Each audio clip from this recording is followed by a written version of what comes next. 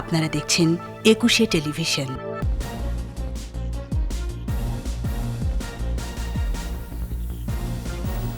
কাল থেকে করোনার প্রথম ডোজ টিকা দেয়া বন্ধ। মের প্রথম সপ্তাহে আসছে ২১ লাখ ভ্যাকসিন। ফের শতক ছাড়িয়ে ১০১ মৃত্যু। সংক্রমণ বাড়লে অর্থনৈতিক উন্নয়ন ধরে রাখা যাবে না বললেন স্বাস্থ্যমন্ত্রী। ঈদকে সামনে রেখে ১,২৪,০০,০০০ পরিবারকে খাদ্য সহায়তা। 333-তে কল দিলে মিলবে ত্রাণ। হেফাজতের মামুনুল পাকিস্তানের জঙ্গি গোষ্ঠীর সাথে জড়িত বলছে পুলিশ। অর্থ পেতেন মধ্যপ্রাচ্যের বিভিন্ন দেশ থেকে।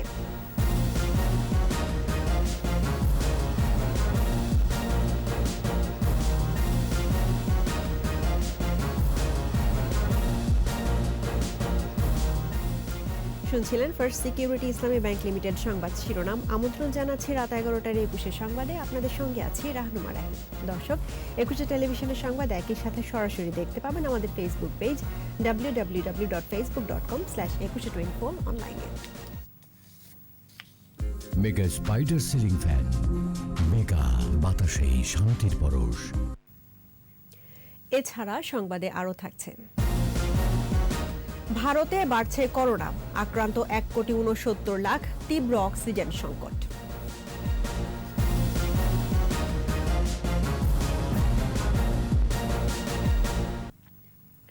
মজুদ স্বল্পতায় আপাতত বন্ধ থাকছে করোনা ভ্যাকসিনের প্রথম ডোজ প্রয়োগ।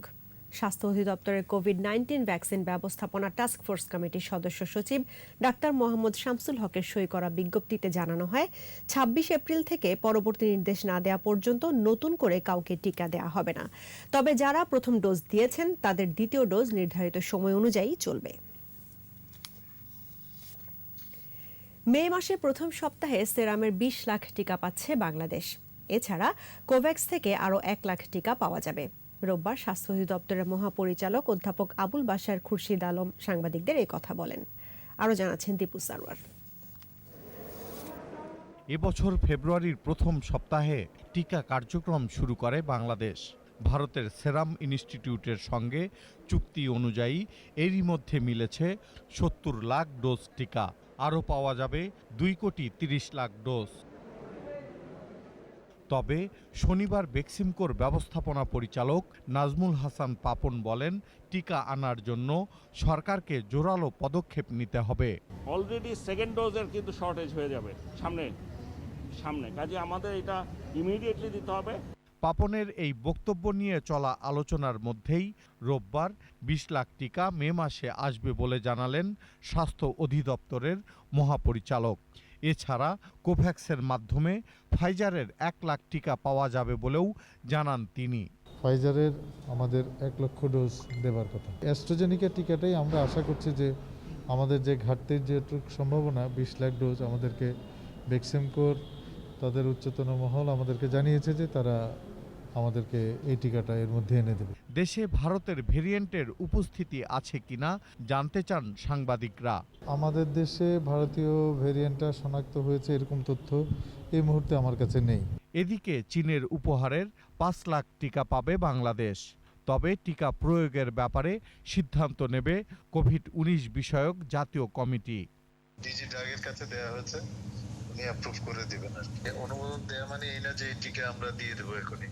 এটা সিদ্ধান্ত নেবে ন্যাশনাল কমিটি আছে না, তারা সিদ্ধান্ত নেবে। দেশের প্রয়োজনে যেটা লাগে সেটাই করবে। মানে সব টিকা কি ওয়ার্ল্ড হেলথ অর্গানাইজেশনের পেয়েছে, তারপর তো ব্যবহার করছে ওরা। এখন পেপের জন্য কি করবে এটা দেশের কর্তা ব্যক্তি যারা তারা সিদ্ধান্ত নেবেন। শেষ পর্যন্ত করোনা টিকা কর্মসূচি অব্যাহত থাকবে বলেই আশাবাদ তার। দীপু সারওয়ার, একুশে টেলিভিশন, ঢাকা।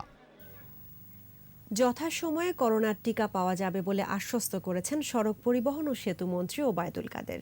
করোনার দ্বিতীয় ডোজের টিকা পেতে অসুবিধা হবে না বলেও জানান তিনি। নিজ বাসভবন থেকে ভার্চুয়াল ব্রিফিংয়ে কথা বলেন তিনি। করোনার ভ্যাকসিন নিয়ে বিএনপি আবারও অপপ্রচার শুরু করেছে। আমরা জনগণকে বলতে চাই, আপনারা দেশরত্ন শেখ হাসিনার উপর আস্থা রাখুন।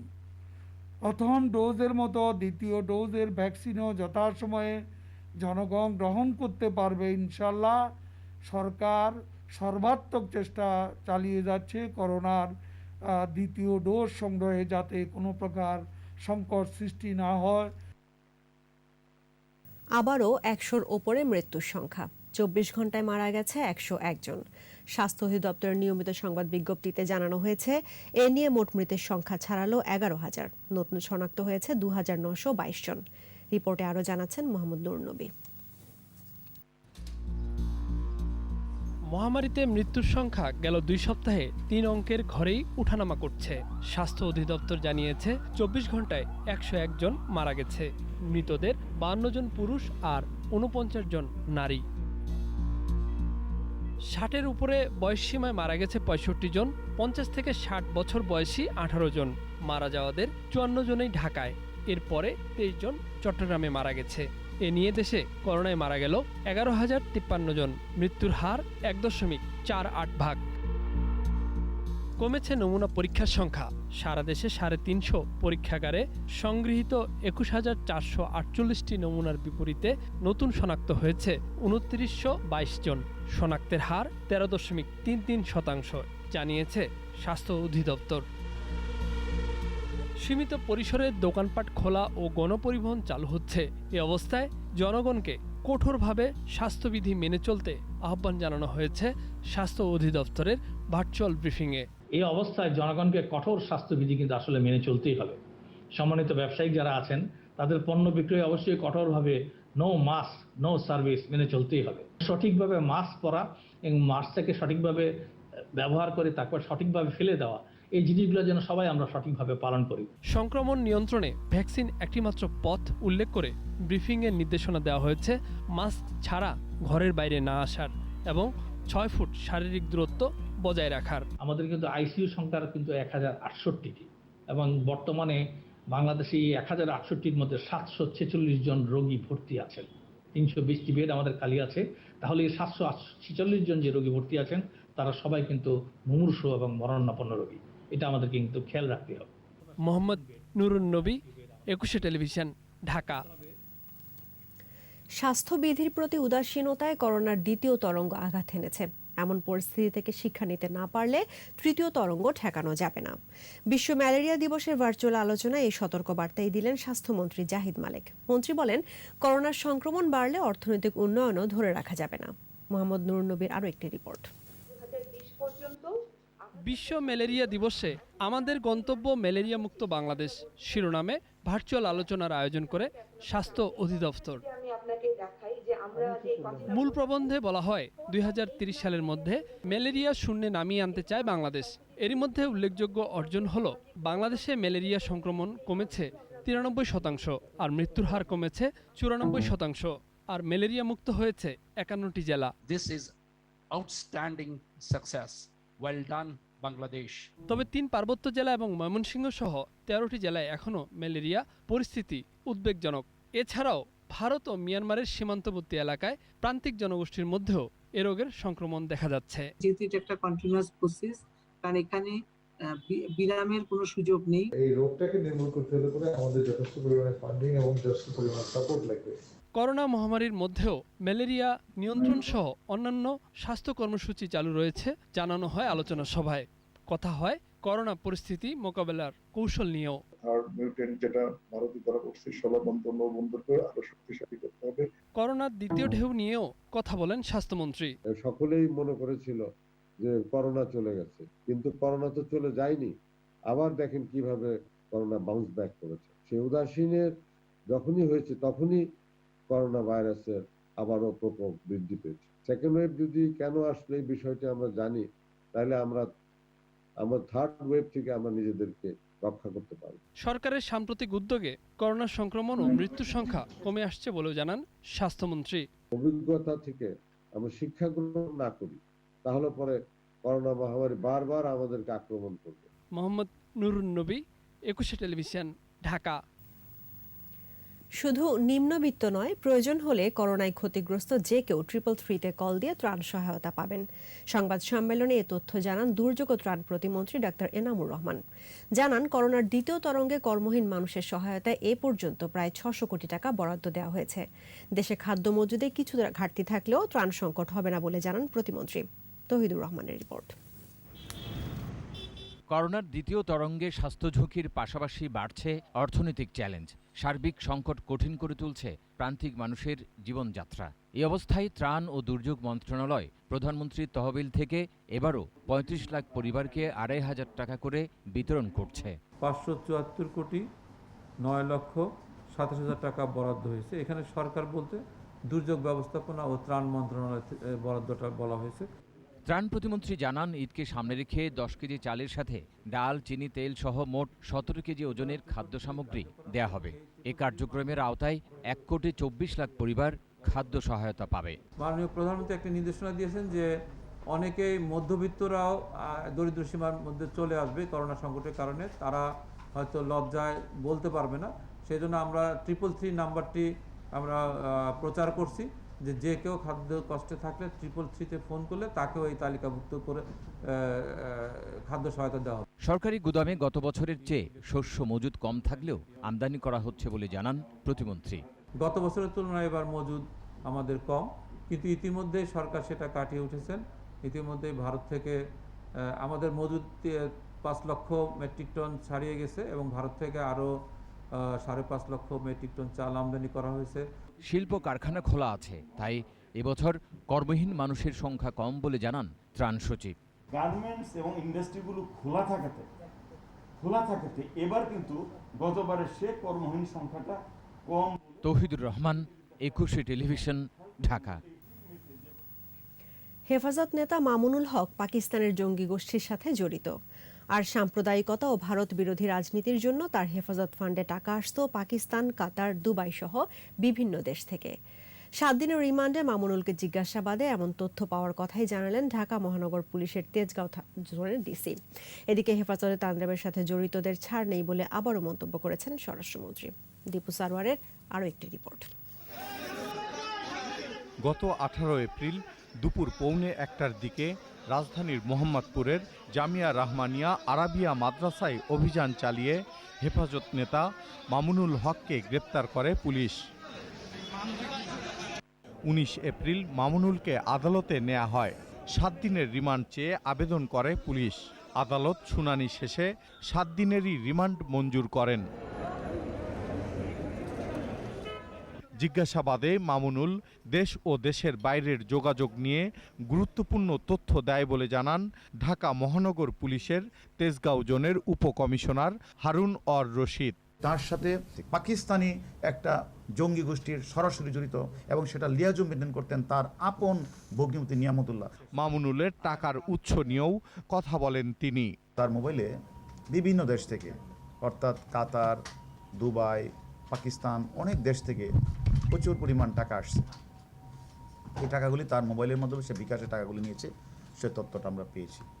এবং সে বাবরি মসজিদের নাম দিয়ে টাকাগুলি এনেছে এবং এর কারণটা ছিল বাবরি মসজিদের নামটা দিলে সে একটা ইসলামী সেন্টিমেন্ট নেবে, আর অন্যদিকে ভারত বিদ্বেষী কিছু লোকের কাছ থেকে কিছু সহায়তা সে পাবে, এবং সেই কারণে বাবরি মসজিদের নাম দিয়ে সে কোটি কোটি টাকা সেখান থেকে এনেছে বিভিন্ন দেশ থেকে। এদিকে গত 26 মার্চ থেকে 31 মার্চ পর্যন্ত ঢাকা, চট্টগ্রাম, নারায়ণগঞ্জ, ব্রাহ্মণবাড়িয়া সহ দেশের বিভিন্ন স্থানে চালানো হেফাজতের তাণ্ডবের সাথে জড়িতদেরও কোনো ছাড় নেই বলে মন্তব্য করেছেন স্বরাষ্ট্রমন্ত্রী।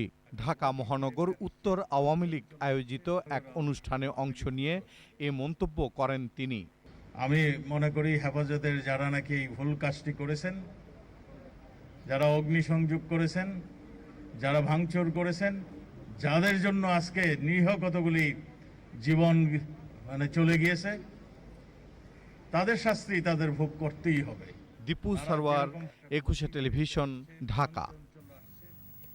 ভারতের করোনা পরিস্থিতি। ভারতে লাফিয়ে বাড়ছে করোনায় আক্রান্ত ও মৃত্যুর সংখ্যা। দেখা দিয়েছে অক্সিজেনের সংকট। চাহিদা মেটাতে আকাশপথে অক্সিজেন আনা হচ্ছে সিঙ্গাপুর থেকে। ভারতে করোনা আক্রান্ত মানুষের সংখ্যা এখন 1,69,00,000 বেশি। মৃত্যু ছাড়িয়েছে 1,92,000। এদিকে দেশটির গণমাধ্যম জানিয়েছে রাজধানী দিল্লিতে চলমান লকডাউন আরও 1 সপ্তাহ বাড়ানোর চিন্তা করছে সরকার। আরও জানাচ্ছেন আজহারুল ইসলাম। নিয়ন্ত্রণহীন হয়ে পড়েছে ভারতের করোনা পরিস্থিতি। গেল 24 ঘন্টায় 3,49,000 মানুষের দেহে করোনা শনাক্ত হয়েছে বলে জানিয়েছে দেশটির স্বাস্থ্য বিভাগ, আর একই সময়ে মারা গেছে 2,767 জন। এমন পরিস্থিতিতে ভারতের হাসপাতালগুলোতে রোগীর চাপ বাড়ছে, দেখা দিয়েছে শয্যা সংকট। অক্সিজেনের অভাবে প্রাণ যাচ্ছে একের পর এক করোনা রোগীর। একদিকে করোনা সংক্রমণের ভয়াবহ বিস্তার, অন্যদিকে অক্সিজেন সংকট, সব মিলিয়ে নাজুক পরিস্থিতিতে পড়েছে ভারতের স্বাস্থ্য ব্যবস্থাপনা। রাজধানী দিল্লির পরিস্থিতি ভয়াবহ। গত 10 দিনে দিল্লিতে 1750 জনের মৃত্যু হয়েছে। অক্সিজেন সংকটের কারণে পাঞ্জাবের অমৃতসরের একটি বেসরকারি হাসপাতালে 6 রোগীর মৃত্যু হয়েছে। তাদের মধ্যে 5 জন করোনা আক্রান্ত হয়ে চিকিৎসাধীন ছিলেন। উত্তরপ্রদেশের রাজধানী লখনৌতে রোগীর পরিবারের সদস্যরা সারা রাত ধরে লাইন দিচ্ছে অক্সিজেন কেনার জন্য। কোথাও কোথাও একটি অক্সিজেন সিলিন্ডার বিক্রি হচ্ছে 35,000 টাকায়, কোথাও উচ্চ মূল্যেও মিলছে না অক্সিজেন। সংকট সমাধানে সিঙ্গাপুর থেকে 4 কন্টেইনার অক্সিজেন সিলিন্ডার আনছে মোদি সরকার, আর 80 মেট্রিক টন তরল অক্সিজেন সরবরাহ করেছে মধ্যপ্রাচ্যের দেশ সৌদি আরব। আজহারুল ইসলাম, 21 টেলিভিশন। এদিকে ভারতে করোনার প্রকোপ বেড়ে যাওয়ায় দেশটির সাথে সব স্থল সীমান্ত বন্ধ ঘোষণা করেছে বাংলাদেশ সরকার। স্বরাষ্ট্রমন্ত্রী আসাদুজ্জামান খান কামাল জানিয়েছেন, সোমবার থেকে 2 সপ্তাহ বাংলাদেশ ভারত সীমান্তে লোকজনের যাতায়াত বন্ধ থাকবে, তবে স্থলবন্দরে পণ্য আমদানি রপ্তানি চলবে। ক্যাবিনেট থেকে ডিসিশন দিয়ে দিয়েছে সমস্ত ইন্ডিয়ার সঙ্গে যে সমস্ত স্থলবন্দর সবগুলোতে আসা যাওয়া বন্ধ হয়ে গেছে। এটা সময় বলে দিবে, আবার পরিস্থিতি উন্নতি হলে উঠে যাবে। আমরাও এটাই রিকমেন্ড করছিলাম, এটা ক্যাবিনেটের থেকে এটা জানিয়ে দিয়েছে। নিচ্ছি প্রিমিয়ার ব্যাংক লিমিটেড সংবাদ বিরতি। নো মাস্ক নো সার্ভিস বিধি মেনে চলুন, সুস্থ থাকুন। যখন ফিরছি তখন অন্যান্য খবরের সঙ্গে আরও থাকবে। মার্কেট শপিং মল খুলেছে, ক্রেতা কম, স্বাস্থ্যবিধি মানতে কড়াকড়ি, রাজপথে বেপরোয়া চলাচল। জয়পুরহাটে গরু চুরির অভিযোগে 2 পা ঝলসে দেওয়ার অভিযোগ, ইউপি সদস্য আটক। আবারও আমন্ত্রণ রাত 11টার 21 সংবাদে। চলমান সর্বাত্মক লকডাউনের মধ্যেই সরকারি নির্দেশে আজ থেকে খুলেছে মার্কেট শপিং মল। হাতে গোনা কয়েকটি ছাড়া অধিকাংশ মার্কেটই ক্রেতা শূন্য। এদিকে রাজধানীর সড়কে বেড়েছে যানবাহন চলাচল। চাপ সামলাতে হিমশিম খাচ্ছে পুলিশ সদস্যরা। ঢাকা যেন এক বিশৃঙ্খলার নগরী। দীপু শিকদারের রিপোর্ট। সকাল 10টার আগ থেকে মার্কেট শপিং মলগুলো খুলতে শুরু করে। গাউসিয়া, নিউ মার্কেট সহ কয়েকটি মার্কেটে ক্রেতা ছিল হাতে গোনা। আগে যেরকম ভিড় ছিল, ঘায়ে ধাক্কা লাগানো অবস্থা ছিল, কিন্তু আজকে সেরকম নাই। এখানে ঢোকার আগে ওরা স্যানিটাইজার দেখলাম যে স্যানিটাইজার ইউজ করছে, কাস্টমারদের ইউজ করাচ্ছে, সেটা তো ভালো। তবে অনেক মার্কেটই ক্রেতা শূন্য। অলস সময় পার করছেন দোকানিরা। যাতায়াত করার সুযোগ না থাকে, মাল পাঠানোর কোনো সুযোগ না থাকে, তাহলে এই লকডাউনে খুব সুবিধা ব্যবসায়ীরা পাবে না। কেবল খুললাম, এখন মালটা গুছাচ্ছি, তবে 2-1 দিন এরকম যাবে ইনশাল্লাহ। আমরা একটা মোটামুটি ভালো একটা রেসপন্স পাবো। ব্যবসা তো খুব খারাপ অবস্থা, এখন আমরা চিন্তায় আছি যে আমরা বনাই বেতন ঠিক মতো পাবো কি। রাজধানী জুড়ে বেড়েছে যানবাহনের চাপ, এর মধ্যে আছে পুলিশের চেকপোস্ট ও তল্লাশি। বরাবরের মতোই বাইরে আসা মানুষের নানা বাহানা। অমান্য করে না, আমি আজকে বাইরেছি। ইম্পর্টেন্ট ডকুমেন্টস করতে হবে, এর জন্য বাইরেছি।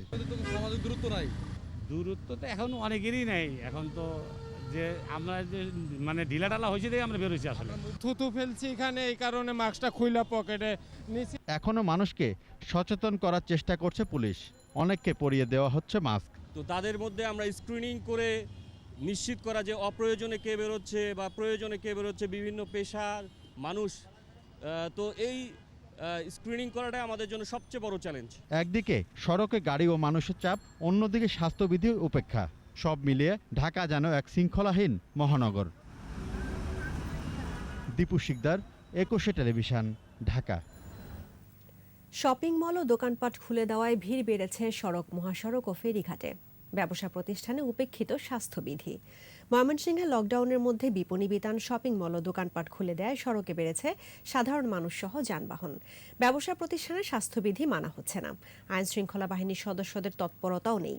ঝিনাইদহে দোকানপাট খোলায় বেড়েছে মানুষের উপস্থিতি। হিলিতে দোকানপাট খুললেও মানা হচ্ছে না স্বাস্থ্যবিধি। রাজধানী ফেরত মানুষের উপচে পড়া ভিড় পাটুরিয়া দৌলতদিয়া ফেরিঘাটে। গণপরিবহন বন্ধ থাকায় চরম দুর্ভোগ পোহাতে হচ্ছে নিম্ন আয়ের মানুষের। দক্ষিণবঙ্গ থেকে ঢাকামুখী যাত্রীর চাপ শিমুলিয়া বাংলাবাজার নৌ রুটের 2 ফেরিঘাটে। বাড়ানো হয়েছে ফেরির সংখ্যা।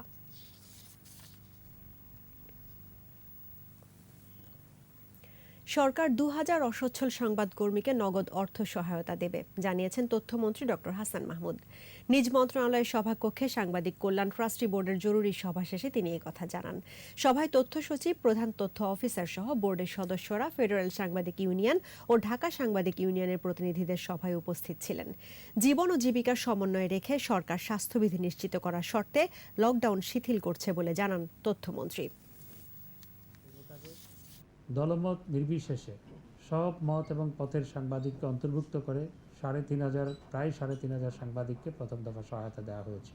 আজকে আমরা সিদ্ধান্ত গ্রহণ করেছি আপাতত 2000 সাংবাদিককে 2 কোটি টাকা আমরা প্রতিজনকে 10,000 টাকা করে এককালীন সহায়তা দেওয়ার সিদ্ধান্ত ইতিমধ্যেই আমরা গ্রহণ করেছি ট্রাস্টি বোর্ডের সভায়। হাওরে ধানের ঝুঁকি কমাতে আগাম জাতের ধানের চাষে গুরুত্ব দেওয়া হচ্ছে বলে জানিয়েছেন কৃষিমন্ত্রী ডক্টর মোহাম্মদ আব্দুর রাজ্জাক। কিশোরগঞ্জ জেলার মিঠামইন উপজেলা প্রশাসন ও কৃষি সম্প্রসারণ বিভাগ আয়োজিত হাওরে বোরো ধান কর্তন উৎসব অনুষ্ঠানে একথা বলেন তিনি। এ সময় কৃষিমন্ত্রী ধান কাটার উদ্বোধন করেন ও ধান কাটার যন্ত্র, কম্বাইন্ড হারভেস্টার ও রিপার কৃষকের মাঝে বিতরণ করেন। হাওরে 1,02,500 হেক্টর ও নন হাওরে 64,450 হেক্টর জমিতে আবাদ হয়েছে।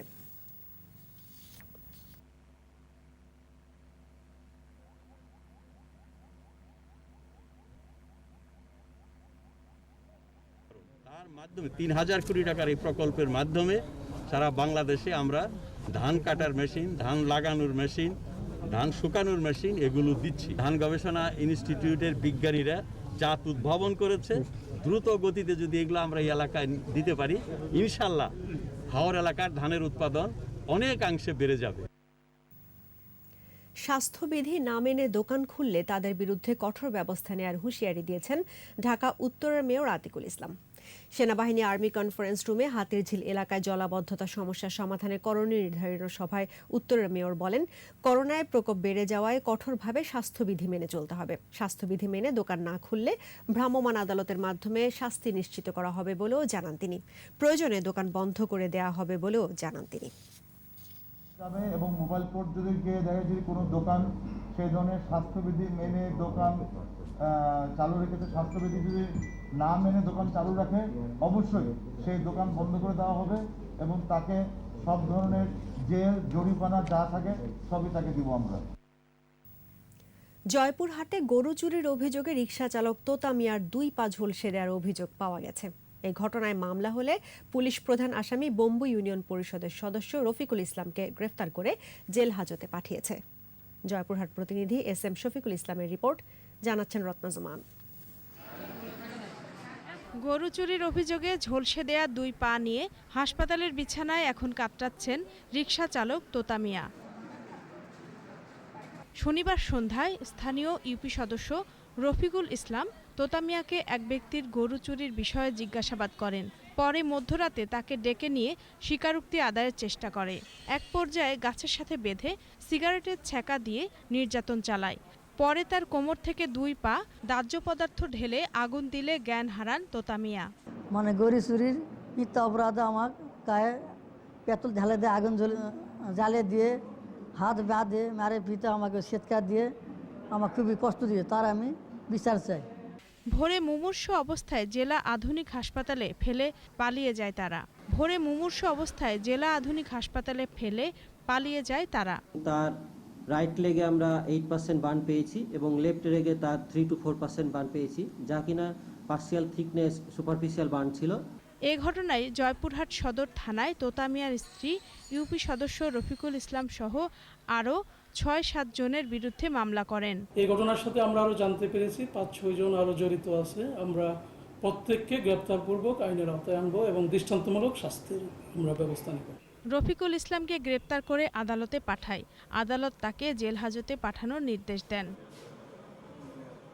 রত্না জামান, 21 টেলিভিশন। আরমানিটোলায় রাসায়নিকের গুদামে অগ্নিকাণ্ডে দগ্ধ আরও একজনের মৃত্যু হয়েছে। এ নিয়ে এই ঘটনায় প্রাণ গেল 5 জনের। বার্ন ইনস্টিটিউটে এখন চিকিৎসাধীন আছেন 19 জন, এদের মধ্যে আইসিইউতে আছেন 3 জন। এদিকে নারায়ণগঞ্জে গ্যাস বিস্ফোরণে দগ্ধদের অবস্থাও সংকটাপন্ন। বেশিরভাগেরই শ্বাসনালী ক্ষতিগ্রস্ত হয়েছে বলে জানিয়েছেন চিকিৎসক। আদিত্য মামুনের রিপোর্ট। শেখ হাসিনা জাতীয় বার্ন ও প্লাস্টিক সার্জারি ইনস্টিটিউটের করিডোরে অপেক্ষমাণ এই মানুষেরা আরমানিটোলায় রাসায়নিকের গুদামে দগ্ধদের স্বজন। আরমানিটোলার মুসা ম্যানশনের আগুনে দগ্ধদের মধ্যে এক নবদম্পতি রয়েছে। গেল মাসেই বিয়ের বন্ধনে আবদ্ধ হয়েছিলেন তারা। দগ্ধদের অবস্থা সংকটাপন্ন, পুড়ে গেছে শরীরের 90%। চিকিৎসক বলছেন শ্বাসনালী ক্ষতিগ্রস্ত হওয়ায় ঝুঁকিতে আছেন সব রোগী, তবে চিকিৎসার ত্রুটি নেই। বাইরের দিকে খুব বেশি ইনজুরি ছিল না, কিন্তু ওর তো আসলে রেসপিরেটরিটা ইনজুরি ছিল। আমরা আগেও বলছি যে রেসপিরেটরিটাকে 1% কম হলেও আপনার কিন্তু মারা যাওয়ার সম্ভাবনা আছে। যারা পোস্ট অফে ছিল আমাদের 15-16 জন, ওদের মধ্যে আমরা কয়েকজনকে ছেড়ে দিছি। হাজব্যান্ড ওয়াইফ যারা 2 জন আছে ওদেরও আসলে ভেন্টিলেটরিতে আছে, ওদের অবস্থা খুব বেশি যে ভালো না। নারায়ণগঞ্জের গ্যাস বিস্ফোরণে দগ্ধরাও শঙ্কামুক্ত নন। 5 জনের মধ্যে একজনকে রাখা হয়েছে আইসিইউতে। নারায়ণগঞ্জের মধ্যে আসলে একটা তো খুবই ক্রিটিক্যাল অবস্থা, 95% তো ভেন্টিলেটর আছে আইসিইউতে, আরগুলির অবস্থা ক্রিটিক্যাল এইচডিউতে আছে। তো সব মিলে আসলে সবগুলি আশঙ্কাজনক অবস্থায় সবাই আছে। পুরান ঢাকার অলিতে গলিতে রাসায়নিকের গুদাম, এগুলো রীতিমতো মৃত্যুকূপ। নিমতলী চুরিহাট্টার পর আরমানিটোলার এই অগ্নিকাণ্ডের পরও আবাসিক এলাকায় কেমিক্যাল ব্যবসা বন্ধ হচ্ছে না। আদিত্য মামুন, 21 টেলিভিশন, ঢাকা। হেফাজতের কেন্দ্রীয় কমিটি বিলুপ্ত করা হয়েছে। চট্টগ্রামের হাটহাজারী থেকে ভিডিও বার্তায় এই ঘোষণা দেন সংগঠনটির প্রধান জুনায়েদ বাবুনগরী। হেফাজত ইসলাম বাংলাদেশের কেন্দ্রীয় কমিটিকে বিলুপ্ত ঘোষণা করা হলো।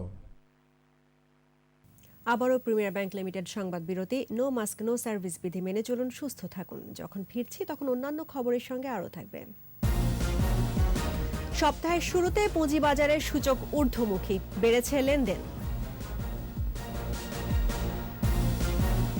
মিয়ানমারের জান্তার সঙ্গে আসিয়ান নেতাদের 5 দফা সমঝোতা।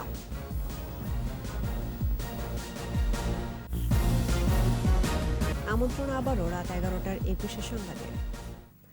বাহারি ইফতারির পসরা রাজধানীর মগবাজার এলাকার ইফতার দোকানগুলোতে। কর্মজীবী ব্যস্ত মানুষের পাশাপাশি ইফতার কিনছে এলাকাবাসী।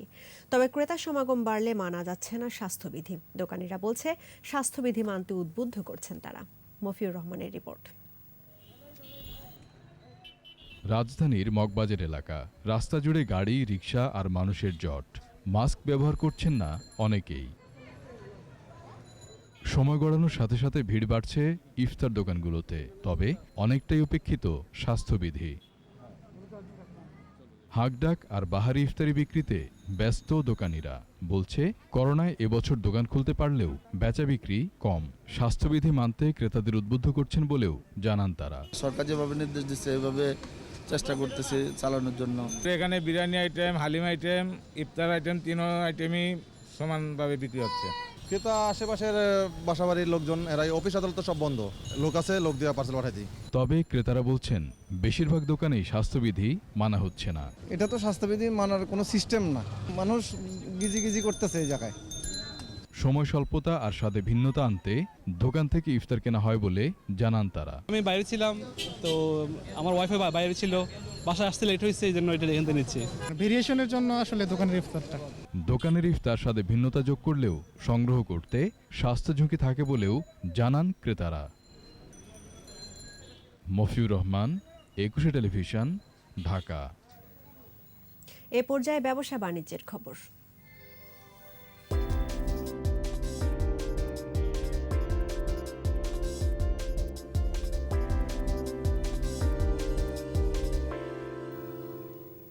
সূচকের ঊর্ধ্বমুখী প্রবণতায় সপ্তাহের প্রথম কার্যদিবস পার করল দেশের পুঁজিবাজার, বেড়েছে লেনদেনও।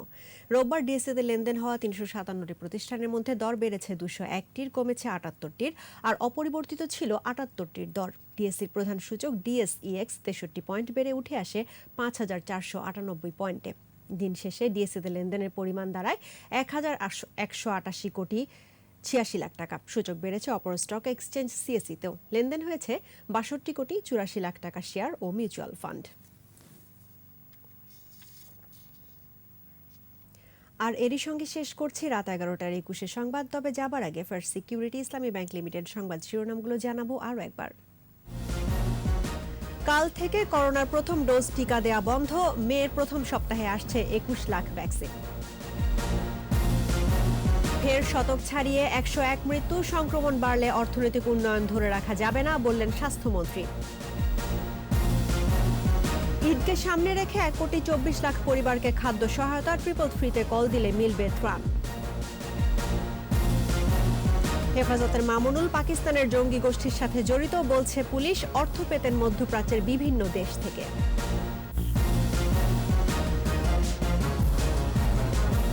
দর্শক, ২১-এর সর্বশেষ খবর জানতে ডায়াল করুন 2021 নম্বরে, আর ভিজিট করুন 21-tv.com এই ওয়েবসাইটে। এছাড়া ফেসবুকে লগ ইন করতে পারেন facebook.com/2124 অনলাইনে। এতক্ষণ সঙ্গে থাকার জন্য ধন্যবাদ।